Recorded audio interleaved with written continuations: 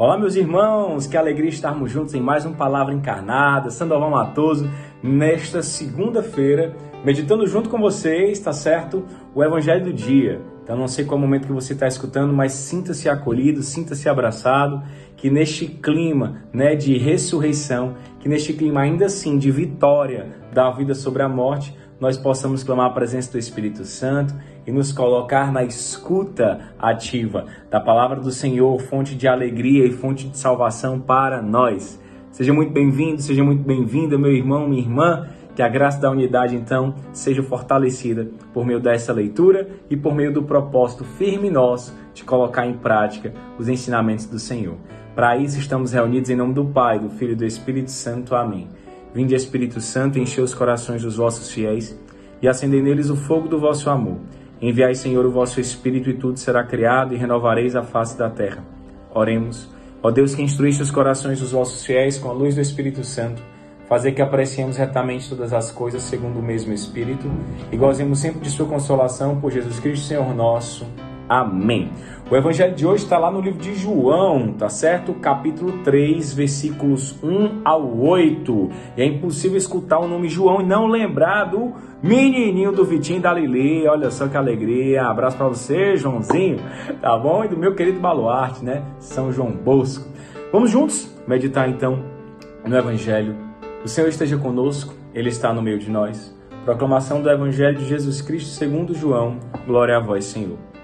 Havia um chefe judaico, membro do grupo dos fariseus, chamado Nicodemos, que foi ter com Jesus de noite e lhe disse: Rabi, sabemos que vieste como mestre, da parte de Deus. De fato, ninguém pode realizar os sinais que tu fazes, a não ser que Deus esteja com ele.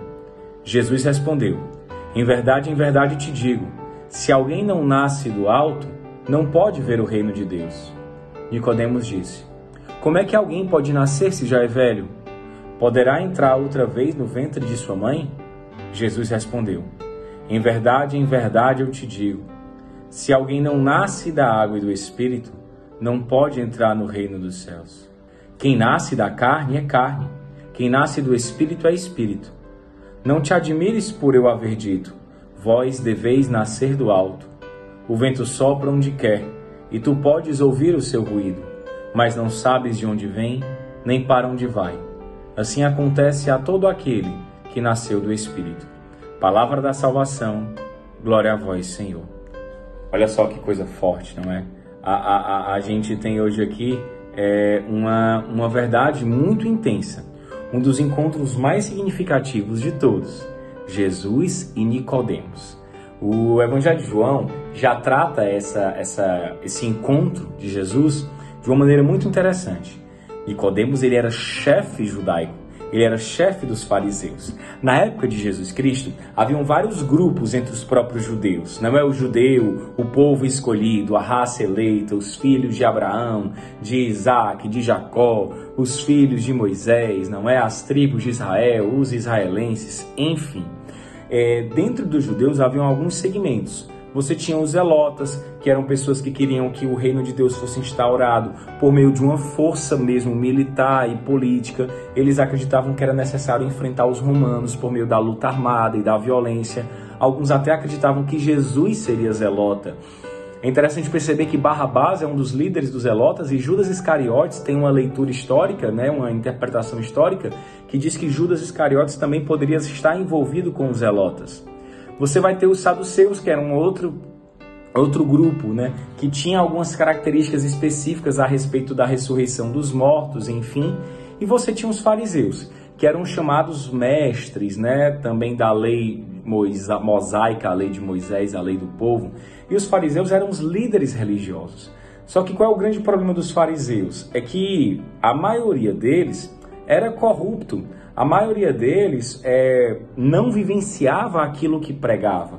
A maioria deles se preocupava muito com o externo e se esquecia do interno. É tanto que Cristo ele vai bater de frente com muitos desses fariseus. Mas haviam fariseus também justos, haviam fariseus que tinham uma docilidade ao Espírito. E aí Nicodemos é um desses caras. E olha que Nicodemos ele era um chefe, então para ser chefe era necessário ter uma posição de destaque, era necessário ser diferenciado, ser muito estudioso. E nós percebemos um pouco disso na vivência do Nicodemos. Provavelmente, a maioria dos chefes também era um pouco mais velha, eram os anciãos, já que o povo judeu fazia muito essa referência, né? Essa referência ao mais velho, como a pessoa que detinha a sabedoria, o conhecimento e a experiência. Pois bem, é interessante perceber que esse encontro de Nicodemos com Jesus, ele se dá à noite. E por que ele se dá à noite? Se dá à noite porque Nicodemos não queria ser visto.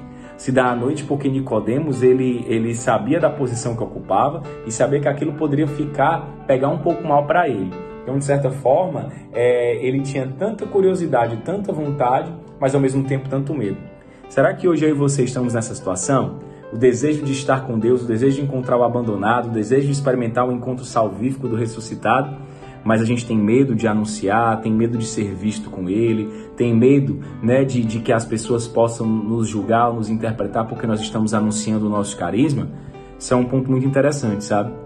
Às vezes a gente acaba deixando que o respeito humano ou as normas sociais, elas estejam na frente do próprio desejo de corresponder ao Senhor e o seu chamado de amor por nós.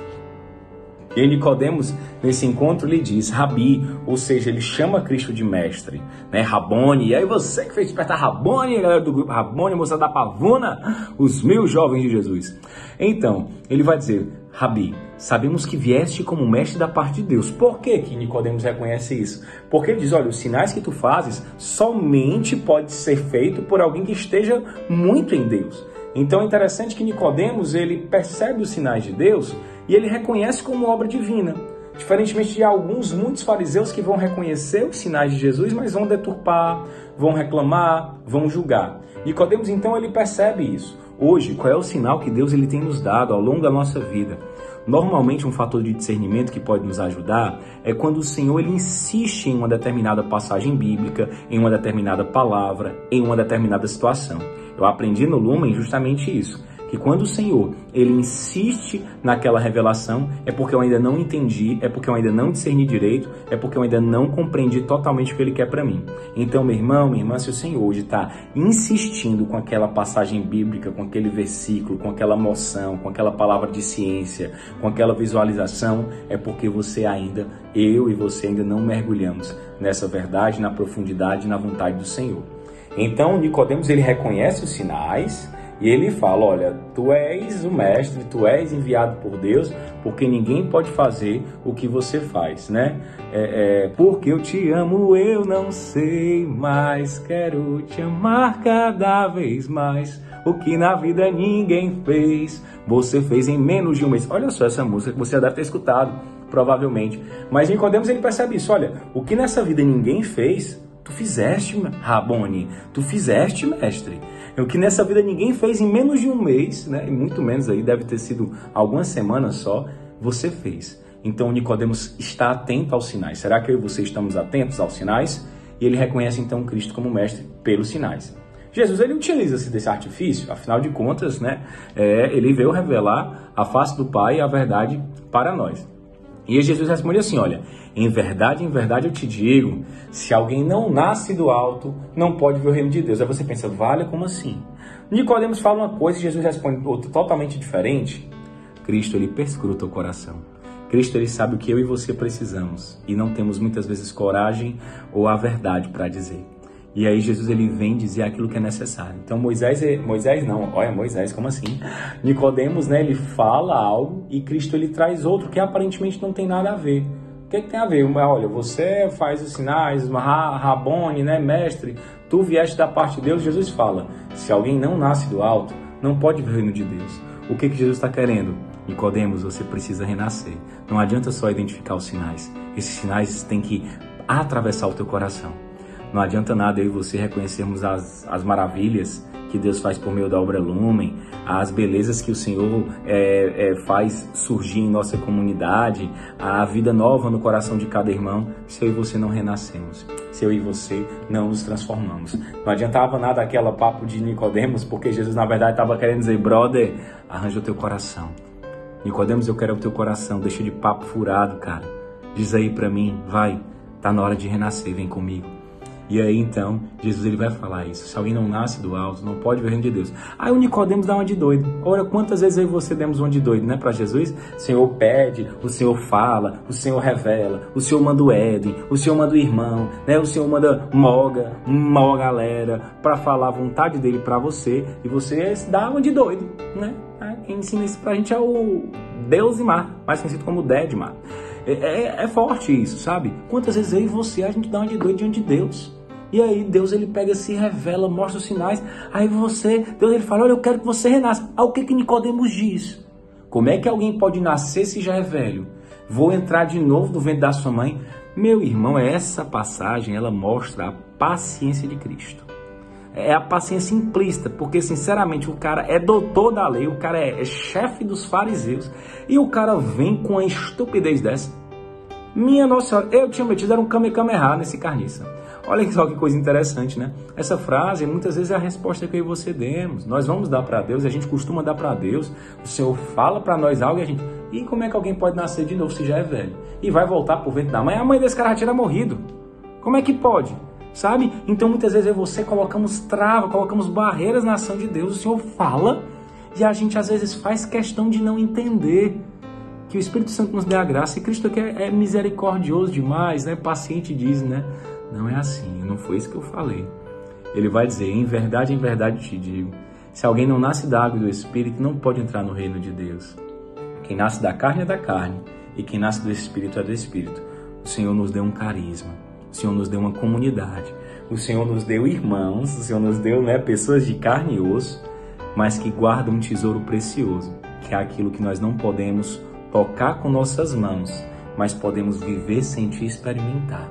Quando nós tocamos no abandonado, quando nós saímos de nós mesmos, do nosso egoísmo, da cultura do ter, do poder e do prazer, e nos lançamos na experiência fraterna, na experiência de amor, na experiência do encontro que salva, do ressuscitado com o abandonado.